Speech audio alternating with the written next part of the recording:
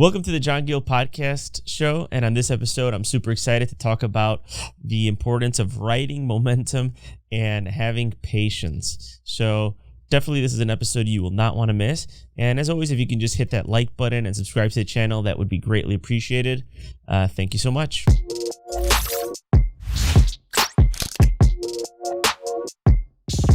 In this episode, we are going to be discussing the importance of riding the momentum train and having patience, but most importantly, actually having patience. And, a space shuttle exerts the most amount of energy on takeoff, but once it reaches space, it glides, right? So that's very important as it relates to our topic today, which is, the most amount of work is always at the beginning, right? It feels like it's an uphill battle, that there's a lot of different obstacles along your way. There's a lot of different challenges. You see people all around you that are succeeding in life, and that becomes a distraction. And you want to accelerate your career and success at a much faster pace. And what happens is we lose sight of one of the biggest components to success, and that is having patience.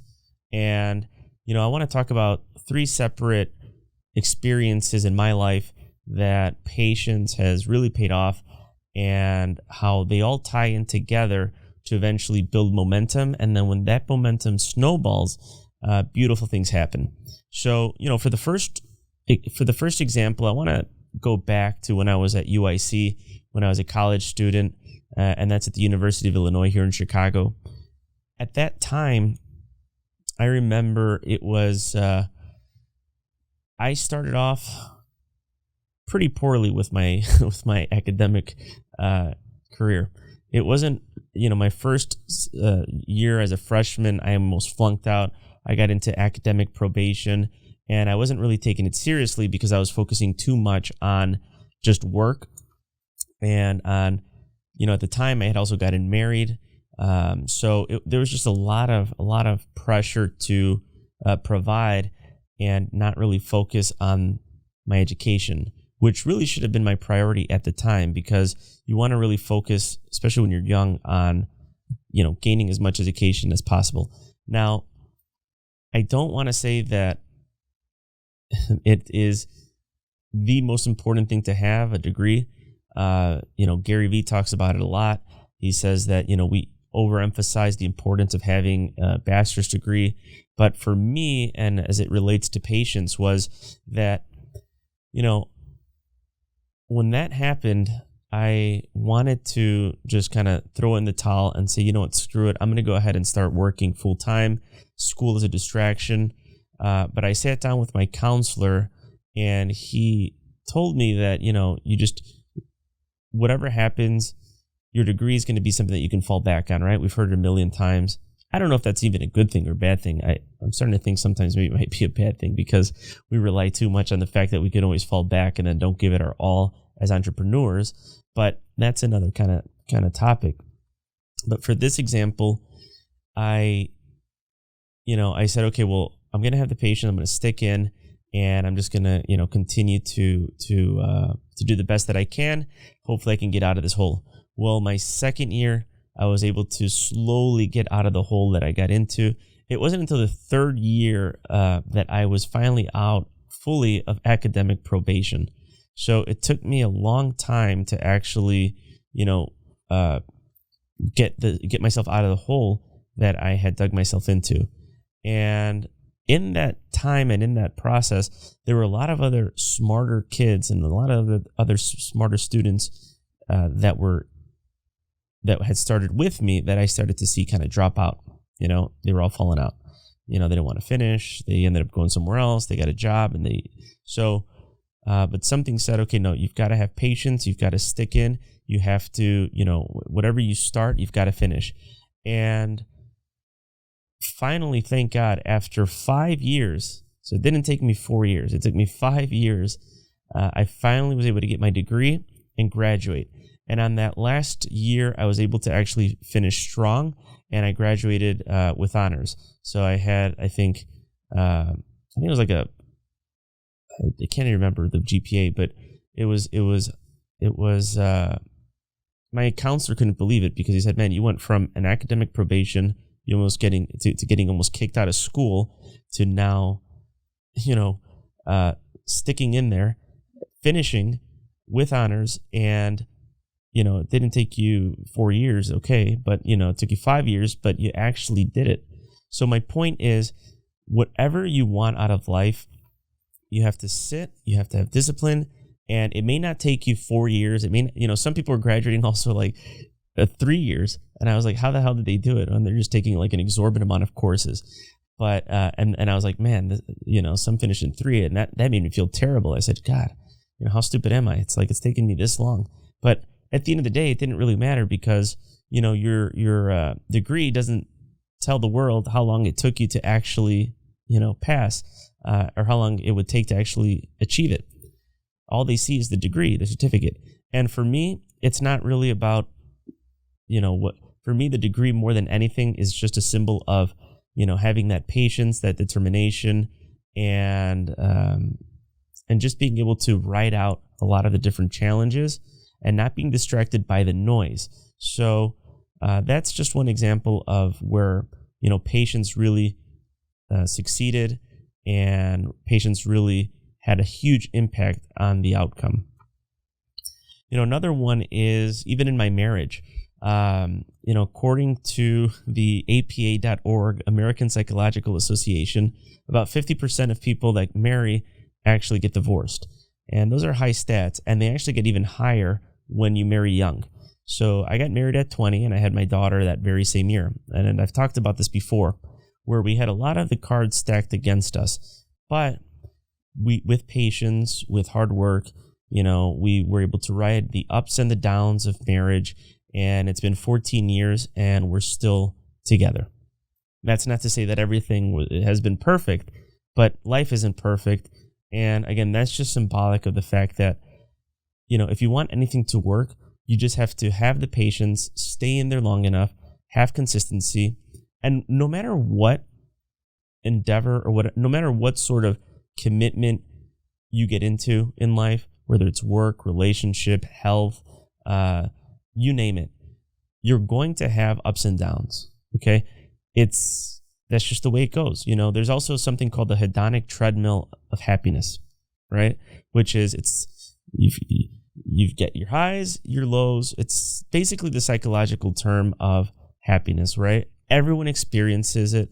There's not one person that you can see on the other side of the, what is it? On the other side, it's always greener on the other side.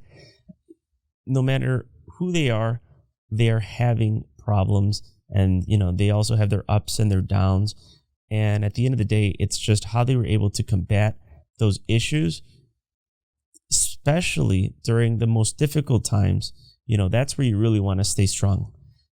And in our marriage, we were able to again, we went through a ton of different cycles. We went through points in our life where we didn't have any money. We had points in our life where we had a ton of money, and we had points. Well, you can never have a ton of money, actually. I think Jeff Bezos is a testament to that. But my point is, not that brings you happiness, but that definitely brings you comfort. The point is that you, at the end of the day, just have to be able to see the bigger picture, see the vision, understand what it is truly that you want out of life, right? I see people hopping from relationship to relationship to relationship to relationship. They're all going after that high of that new relationship. But at the end of the day, what they're looking for, it's really high. I mean, it's dopamine, right? It's like that excitement, right before, it's like the dating, you have fun. But any relationship, I don't care, who it is, eventually they're going to plateau, and they're going to come down from that high. And you have to be able to look at your partner and say, okay, do we want to build a life together? Do we want to grow together? Are you going to be able to look out for my blind spots? Are you going to help me grow?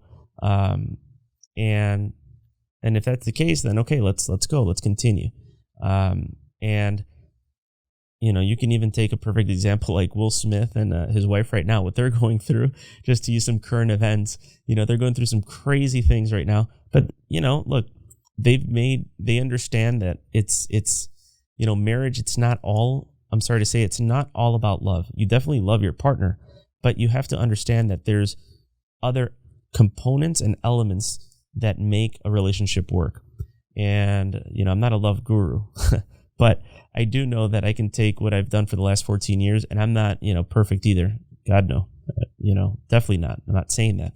All I'm saying is that we can look past our current problem and say, okay, well, whatever. It's, there's light at the end of the tunnel, and we're going to, continue to go to the very end, and we're going to help each other grow, and we're going to help each other get better, because that's the most important thing. You want your partner to help you get better, and you want to help your partner get better, right? That's the point. I mean, that's the beauty. That's actually the fun part of a relationship, is that, you both get to grow together, and it's just not one-sided, Anyway, and then the third, and tying that into patience, it's just, again, you want to have patience, right? And eventually, you will be able to withstand the waves. So, the third example that I want to go into is now real estate. When I started in real estate, it was super tough. And in fact, one of the guys that I actually looked up to, and I looked up to him a lot, said, what the hell are you still doing in this business? You should have sold something by now. You should probably get out. And I was like, man, that hurt, right? But I was like, you know what? Even though, sure, he's kind of right, I thought at the time, I said, okay, screw that. I see the vision. I was able to withstand punches at UIC. I was able to withstand punches in the marriage, not physically, but, the waves that we talked about. And, real estate is just one of those other things, right? It's or any business. Can you withstand the punches? Do you see the long-term plan? Do you see how it's going to be able to improve your life, right? And just like the space shuttle, it exerts the most amount of energy at the very beginning, but once it takes off and it's in space, it just glides. And that's how it was. So after 6 months, I was able to close my first deal. That was a great, great feeling. And since then, I've been able to close thousands of deals, and I've been able to work on the properties that I've always wanted to work on. As far as an investor, I've become an investor, a broker, a property manager, a contractor. And had I listened to this person that I looked up to that said, get out of the business, all of that would have never happened. And I'm not exactly where I want to be at the moment. We're always trying to improve, right? And I don't think anyone will ever be exactly where they want, because they hit their goals, and then, and it's like training, like weight training, you hit your goal and you put on an extra 5 pounds, 10 pounds, you continually grow. But the point is that with patience, I was able to really see the benefits of just being able to ride the wave, the ups and the downs, and there's been a huge payoff ever since. So, that's just one of the things that I really wanted to share with each and every one of you, is that all of those components, you've got the patience to combat the adversity and the challenges and obstacles that life brings you. But then something beautiful happens. All of that combines, and then you start building momentum, right? And that momentum continues and continues and continues and continues, and it snowballs and it snowballs.